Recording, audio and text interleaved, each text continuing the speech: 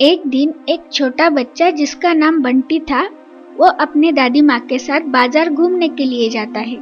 तभी उसकी नजर दुकान में रखे हुए एक केक पर जाती है।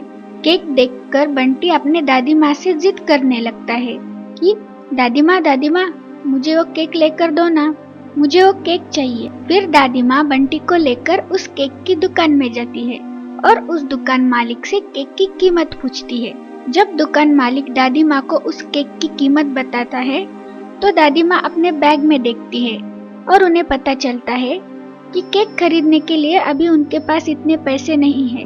तो वो बंटी से बोलती है, बंटी अभी मेरे पास इतने पैसे नहीं है। तभी बंटी अपने जेब में हाथ डालकर कुछ पैसे निकालकर दादी माँ के हाथ में दे देता है और बोलता है, दादी माँ इतने पैसे में तो केक आ जाएगा ना। तब दादी माँ मुस्कुराकर उसे बोलती है, नहीं बेटा, हमें इस केक के लिए और ज्यादा पैसों की जरूरत है। हम ये केक किसी और दिन खरीदेंगे। लेकिन बंटी मानता ही नहीं। वो बोलता है, नहीं नहीं दादी माँ, मुझे आज ही ये केक चाहिए। मुझे बस आप ये केक लेकर दो, मैं आपसे कुछ नहीं मांगूंगा। तब दादी माँ बोलती है, नहीं बेटा, हम आज ये केक नहीं खरीद सकते। आप हमेशा ऐसे ही बोलते हो। और ऐसा बोलकर रुठ जाता है। ये सारी बात वहाँ खड़ा हुआ एक नौजवान आदमी देख रहा होता है। ये देखकर वो उस दुकान मालिक के पास जाता है और उस केक की जो कीमत है उसे उतने पैसे देकर वो केक खरीद लेता है और वो केक खरीदकर बंटी के हाथ में दे देता है। बंटी केक देखकर तो बहुत खुश हो जाता है, लेकिन बंटी अपनी दादी माँ की तरफ देखता है। तब दादी माँ उस आदमी से कहती है, हम आपसे ये केक नहीं ले सकते, आप इसे वापस ले लीजिए।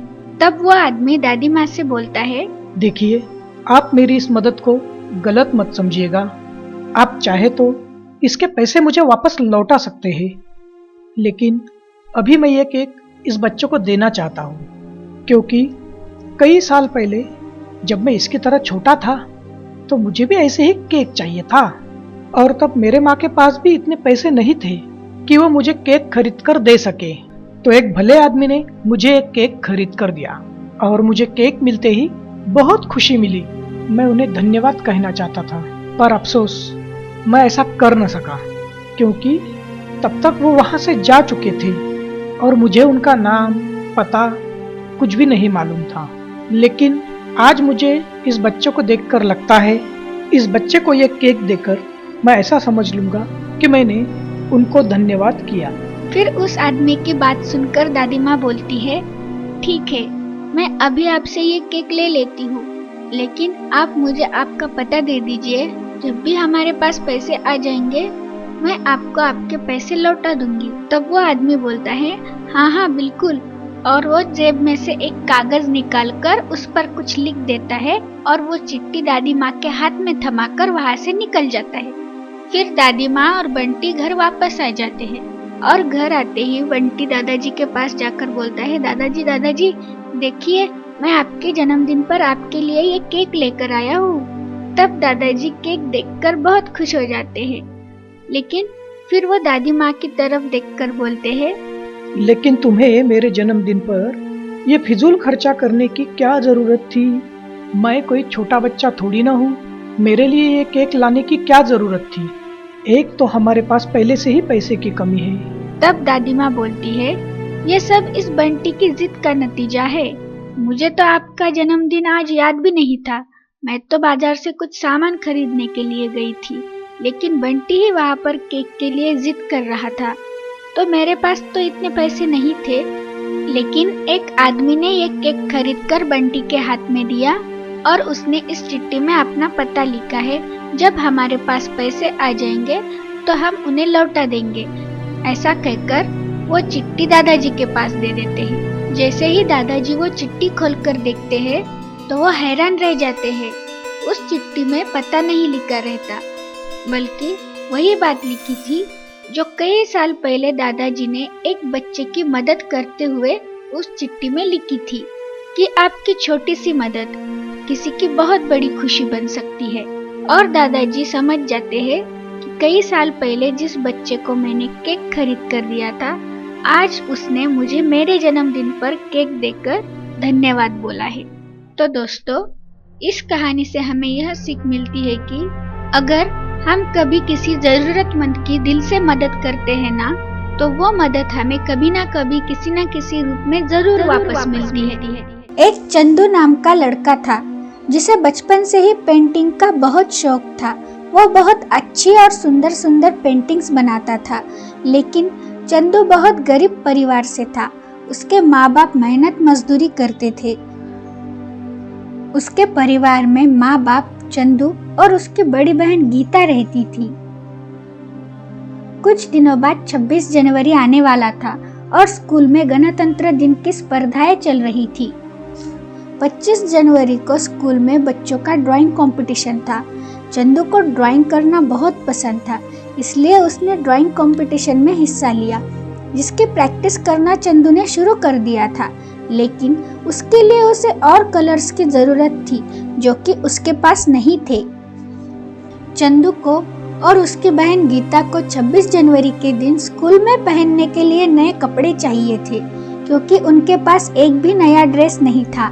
जो भी कपड़े थे वो बहुत पुराने हो गए थे और चंदू का स्कूल यूनिफॉर्म भी थोड़ा सा फट गया था। इसलिए चंदू और गीता अपने पिताजी के पास जाकर बोलते हैं, पिताजी हमें 26 जनवरी के दिन स्कूल में पहनने के लिए नए कपड़े चाहिए। और चंदू बोलता है, पिताजी मुझे अपने ड्राइंग कंपटीशन के लिए कलर्स भी चाहिए। इस तरह से दोनों भाई बहन ने अपनी जरूरतें अपने पिताजी को बता दी, लेकिन उनके पिताजी के पास इतने पैसे नहीं थे कि वो उन दोनों को नए कपड़े खरीद कर दे सके और चंदू को कलर्स दे सके। हर रोज मेहनत मजदूरी करके और घर का खर्चा चला के जो बचता था, उसकी पाई पाई जोड़ के उनके पास इतने ही पैसे थे कि वो मुश्किल से किसी एक को ही कपड़े खरीद कर दे सकते थे। इसलिए वो माँ बाप सोच में पड़ गए कि अब क्या करें। अगर चंदू को कपड़े नहीं मिले तो वो नाराज हो जाएगा और गीता को कपड़े नहीं मिले तो उसे बुरा लगेगा। लेकिन वो दिल से चाहते थे कि अपने दोनों बच्चों को कपड़े दिला सके और दोनों की जरूरतें पूरी कर सके, लेकिन गरीबी के कारण वो ये कर नहीं सकते थे। इसीलिए वो माँ बाप परेशान हो गए। फिर चंदू की माँ चंदू और गीता को बुलाकर समझाती है, देखो बच्चों, तुम्हारे पिताजी एक साथ दोनों को कपड़े खरीद कर नहीं दे सकते। उनके पास किसी एक के कपड़े खरीदने के ही पैसे हैं और मुझे लगता है कि अभी गीता को कपड़े खरीदने चाहिए, क्योंकि उसके कपड़े बहुत पुराने हो गए हैं। और चंदू, तुम्हें किसी तरह से हम सिर्फ कलर्स ही खरीद कर दे सकते हैं जिसकी तुम्हें ज़रूरत है। तुम्हारा शर्ट थोड़ा सा फटा हुआ है, उसे अच्छे से सिलवा कर और धुलाकर तुम्हें पहनने को दूंगी। बेचारा बच्चा चंदू अपनी माँ बाप की परेशानी समझ जाता है और मान जाता है। ठीक है बोलता है। फिर किसी तरह पिताजी गीता के लिए नई ड्रेस और चंदू के लिए कलर्स लेकर आते हैं। गीता के हाथ में ड्रेस देते हुए पिताजी बोलते हैं, गीता, इस ड्रेस को 1 साल तक पहनना, क्योंकि साल भर अब मैं तुम्हें नई ड्रेस खरीद कर नहीं दे सकता। दोनों बच्चे ये देखकर खुश हो जाते हैं और अपने अपने तैयारियों में लग जाते हैं। बेचारा चंदू तो अपने मनपसंद कलर्स देखकर ही खुश हो जाता है और पेंटिंग की प्रैक्टिस करने बैठ जाता है, क्योंकि कल उसका ड्राइंग कंपटीशन रहता है। उन्हें देखकर पिताजी खुश हो जाते हैं और सब अपने अपने काम पर लग जाते हैं। गीता अपना नया ड्रेस पहनकर आती है और चंदू को दिखाती है, और तभी गलती से चंदू की कलर बोतल गीता के ड्रेस पर गिर जाती है और गीता का पूरा ड्रेस खराब हो जाता है। यह देखकर दोनों घबरा जाते हैं। गीता जल्दी से उसे धोने के लिए जाती है। घबराते हुए उसके पीछे चंदू जाता है। बहुत धोने के बाद भी कलर ड्रेस से निकलता ही नहीं, तो चंदू बोलता है, दीदी मुझे दिखाओ, मैं साफ करके देता हूँ। ऐसा बोलकर जोर से रगड़ता है और इस वजह से गीता का नया ड्रेस फट जाता है। यह देखकर गीता जोर जोर से रोने लगती है। चंदू उसे समझाता है, दीदी रो मत। गीता बोलती है, इतनी मुश्किल से नई ड्रेस मिली है और ये भी फट गई। अब मैं 26 जनवरी के दिन स्कूल कैसे जाऊंगी? मेरे पास कोई ड्रेस नहीं है।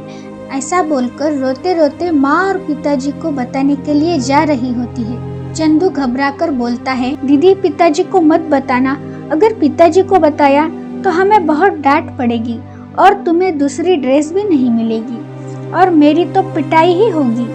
चंदू की बात सुनकर गीता पिताजी के पास नहीं जाती और अपने भाई को सजा मिलेगी इस वजह से वो चुप रहती है और पिताजी को कुछ नहीं बताती और चंदू से कहती है, ठीक है चंदू, तू कहता है तो मैं पिताजी को नहीं बताऊंगी कि मेरी नई ड्रेस फट गई है। फिर चंदू बोलता है, हाँ दीदी, लेकिन अब हम क्या करें? तुम्हारे पास 26 जनवरी के दिन पहनने के लिए नई ड्रेस नहीं है। तो गीता बोलती है, जाने दो चंदू, तो क्या हुआ अगर मैं 26 जनवरी के दिन नई ड्रेस पहनकर नहीं गई? तू तो अपने ड्राइंग कंपटीशन में हिस्सा ले सकता है ना, जा तू अपनी ड्राइंग की प्रैक्टिस कर। ऐसा बोलकर वहां से चली जाती है। लेकिन चंदू को अपनी बहन को दुखी देखकर बहुत बुरा लगता है और वो भी निराश हो जाता है। दूसरे ही दिन मुन्ना की ड्राइंग कंपटीशन होती है और वो कंपटीशन में ड्राइंग करता है। सारे बच्चों में सबसे अच्छी और सबसे सुंदर चंदू की ड्राइंग होती है। ड्राइंग कंपटीशन में चंदू का स्कूल में पहला नंबर आता है।